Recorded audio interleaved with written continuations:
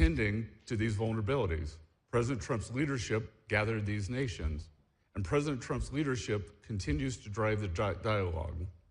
In the G20, there's a world of parallel prosperity from which all will benefit. The United States is a premier destination for global capital. Thanks to President Trump, as I have often said, our country now has the most favorable tax, energy, and regulatory environment in the world, ensuring even stronger returns for partners who invest in America. And as we assume leadership of the G20, our agenda is one that we wish not just for ourselves, but for all of our allies. Grow, baby, grow. Growth is the only path out of this mountain of debt. And we can only grow together by expanding trade that is fair. And thanks to President Trump, America's first approach to rebalancing global trade, we all have the opportunity to do so. I look forward to taking your questions on trade and any other subjects. Thanks, everybody. So let's go to the room first. If we can please, the first question, please state your name and outlet. Gentleman over here on the right in the black turtleneck. Thank you very much, Mr. Secretary. My name is Urs Gerriger. I'm with the Swiss Weekly Weltwoche. We know that from previous statements that you value Swiss neutrality very highly. Our government every so often is taking away off neutrality. What would that mean in terms of our bilateral relationships if Switzerland more and more would side with EU, for example, or would depart from our traditional neutrality? Well, let's talk about what Switzerland emulating the failed EU economic policies would do. Switzerland, a country of 9 million people, amazingly, the box is so far above its weight class. It is an industrial powerhouse. It is home to, as I said yesterday, a thriving middle class. And I would worry if you started emulating the EU policies of administration, bureaucracy, and economic sclerosis. And it would be very disappointing if Switzerland decided to get on the EU bandwagon, talk first, and not think about the consequences later. Thank you. Move to the next question, please. Front row, yellow tie, name and outlet, please. Edward Lawrence from Fox News. Thanks, Mr. Secretary. So the president says he's going to put a 10% tariff on Greenland starting February 1st. It goes up to 25%. How concerned are you that this is going to start a trade war with Europe? And is it worth risking the U.S. economy for Greenland? Well, I'm not going to get ahead of the president. The president obviously believes that national security is economic security is national security, and we're not putting a 10% tariff on Greenland. We're putting a 10% tariff on the 8 countries that chose to send troops to Greenland. I mean, for those countries to activate their troops, I'm not sure what signal that's supposed to send. It seems pretty quixotic to me. President Trump has made it clear that we will not outsource our national security or our hemispheric security to any other countries. Our partner, the UK, is letting us down with the base on Diego Garcia, which we had shared together for many, many years, and they want to turn it over to Mauritius. So President Trump is serious here. Just as I said after Liberation Day last year, I would tell everyone, take a deep breath. Do not have this reflexive anger that we've seen and the bitterness. Why don't they sit down, wait for President Trump to get here and listen to his argument, because I think they're going to be persuaded. Yeah, if I could, on the Supreme Court today, you went to a Supreme Court hearing. Why shouldn't Fed Chairman Jerome Powell go? Yeah, I am a political appointee, and Chair Powell is not. Chair Powell says that the Fed must stay above politics, and the politics cannot get enmeshed into the Fed. I have become very frustrated with the Fed for refusing to do an internal investigation. I think all of this could have been avoided. I have been calling for an internal investigation at the Fed since last summer, and even before that. So there are 2 things at stake here. One, does the president have the authority to remove Governor Cook for alleged malfeasance? 2, did Governor Cook commit mortgage fraud? I am not sure why Chair Powell would go and support Governor Cook when the Fed has not undertaken an examination of whether she did in fact commit mortgage fraud.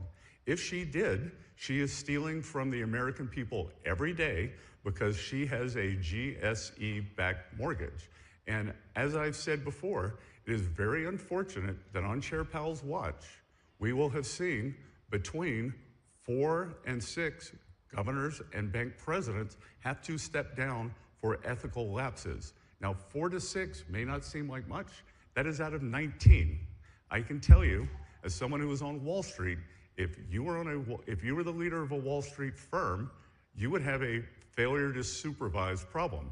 So again, I think that his sitting in the front row of the Supreme Court is a political statement, and I agree with him. The Fed should not be politicized. He is politicizing the Fed. I went in my capacity as a political employee in the Trump administration. Governor calls you smug. Are you smug? Yeah, you know, I think it's very, very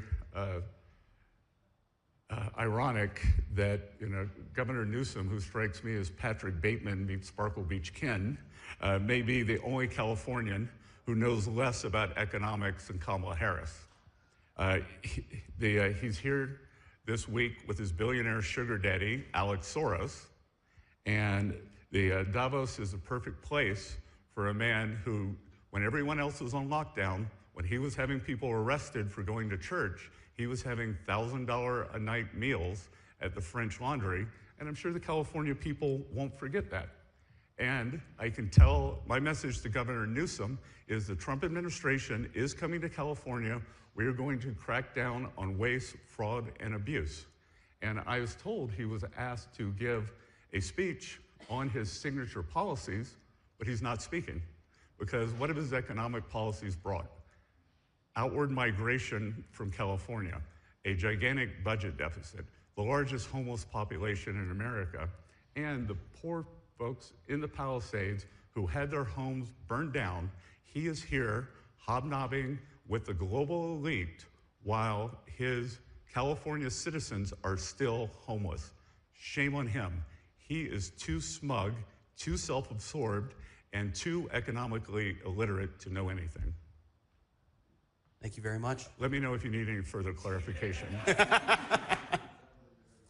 And that goes for all of you, if you need any more clarification on that. Next question, please, gentlemen. Second row with glasses, name and outlet, please. Thank you. Good morning, Jamie Keaton, Associated Press. Thank you, Secretary, for coming to see us again.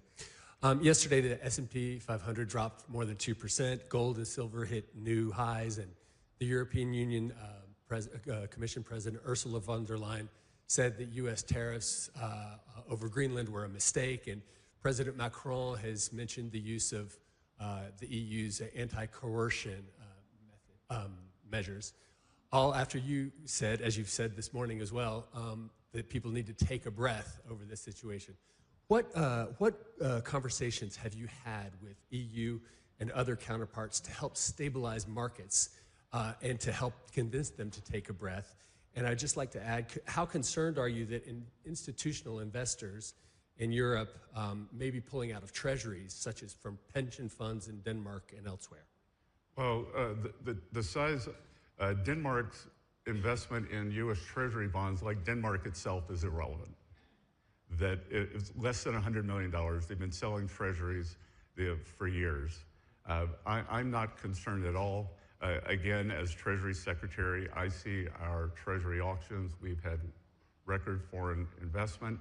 And also, as I said yesterday, I think it is very difficult to disaggregate any of the noise around Greenland, around these inflammatory statements by President Macron, by President van der Leyen, from what we have seen in the Japanese bond markets. We saw a 6 standard deviation move in Japanese bonds, which has spilled over to other markets.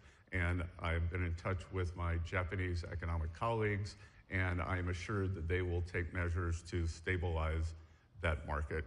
And just so everyone knows that this notion that Europeans would be selling U.S. assets came from a single analyst at Deutsche Bank. Of course, the fake news media, led by the Financial Times, amplified it, and the CEO of Deutsche Bank called to say that Deutsche Bank does not stand by that analyst report.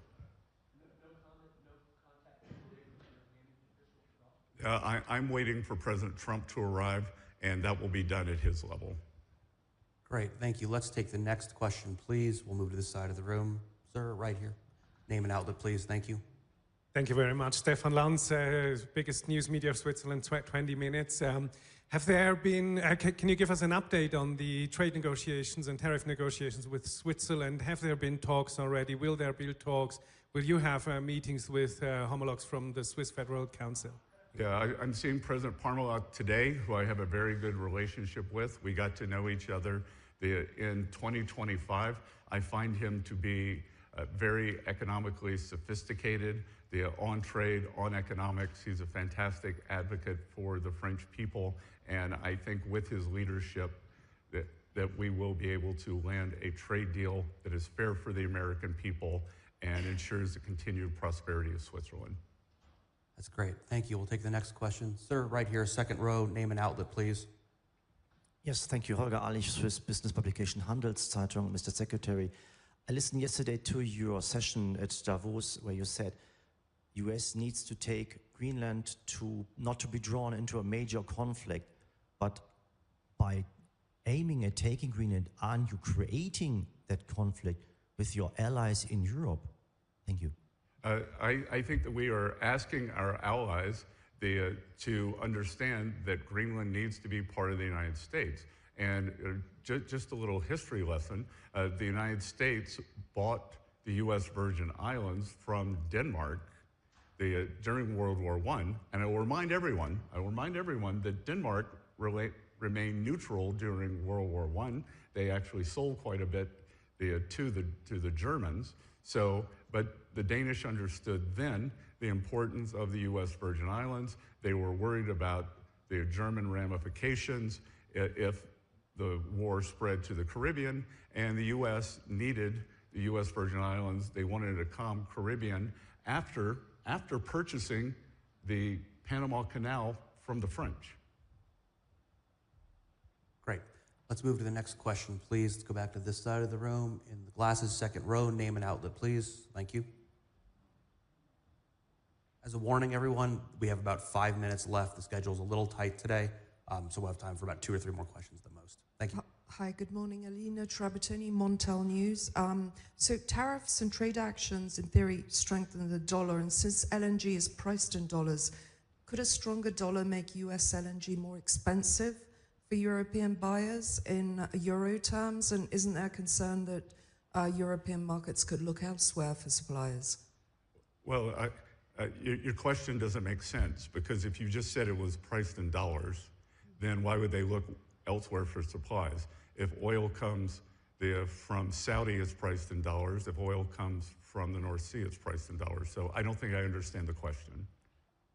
Yeah, LNG, but I mean, they could get better deals elsewhere. Well, I think you're tripping on your own question. That there's a global price for oil, and the only way to get a better deal elsewhere is to buy sanctioned oil from Venezuela, sanctioned oil from Iran, and sanctioned oil from Russia. I will point out that the EU, 4 years into the Ukraine-Russia conflict, continues to fund the Russian war machine by buying cheap Russian oil. In 2018, President Trump warned the Europeans, do not build Nord Stream 2. Do not buy Russian oil. And guess what gave Vladimir Putin the war chest to fund this war? The European purchases of Russian oil. Great. Thank you. We'll move to the next question, please. I'm going to give some love to the back. Gentleman back here, please. Orange lanyard, head. The beard? Yeah, yes, beard. Name and outlet, please. Microphone's coming from this side. Thank you for the floor. Raphael Zwallen, Swiss News Agency. I have a question on trade, and my understanding you would like to export more agricultural products and cars to Europe under American standards, but in the European standards are different. So are you asking European partners to change the standards, or do you respect that in Europe we may have other standards? Well, I think that we can look at global standards. For instance, our partners in Japan agreed that U.S. standards are to remove a lot of their onerous standards. Let's be clear, Europe is a regulatory morass that is built on bureaucracy and layering of rules that constrain economic activity and economic growth. As we've seen from the Draghi report, that Europe taxes itself, I believe it's 50% on goods, 100% on services intra-Europe. So I think that Europe should break down the intra-Europe trade barriers, and I think that they should break down the external trade barriers, because what we find is these artificial standards are called non-tariff trade barriers, and that they are a major problem throughout the world. That's great. And this is going to be the last question then today, I think. We'll conclude it up here back in the front row, please, sir. With laptop, name, and outlet. Hi, Laurent Thomé with Agence France Presse. Couple of questions, if I may. Could you tell us if President Trump, what happened with Air Force One, and if you think, if President Trump will be here on time for his meetings and his speech? And this morning, President Macron's office said that France wants a NATO mission, a NATO exercise in Greenland. What would you have to say about that? Couple of things. I believe President Trump is going to be about 3 hours late. I haven't seen the updated schedule. And that if this is what all President Macron has to do when the French budget is in shambles, I would suggest that he focuses on other things for the French people. Would you take a question from the UK, special relationship? Go on, one question. Sure. We'll have one last question, very, very eloquently asked. If we could have the microphone woman's left. Here, feel free to use my microphone. Hi, Sue Chan from The Telegraph in London. Sir Keir Starmer has irked the president on issues such as Chagos, as you mentioned, the digital services taxes, and of course Greenland. And Diego Garcia. Yes, of course. Are these issues tied to more progress on UK-US trade ties, and are any more trade talks scheduled? Thank you. I haven't seen that any more trade talks are scheduled. As you know, UK stepped up. They became the model for the first trade deal. And as a result, as always with President Trump, the first deal is the best deal. And because of special relationship, UK got a very low rate. I think that we are continuing to negotiate, but that there have been some glitches in the trade deal. I am sure that the Starmer government will push forward. Fantastic. Thank you so much for the time, everybody. We'll stay in touch and have a wonderful day. Thanks a lot.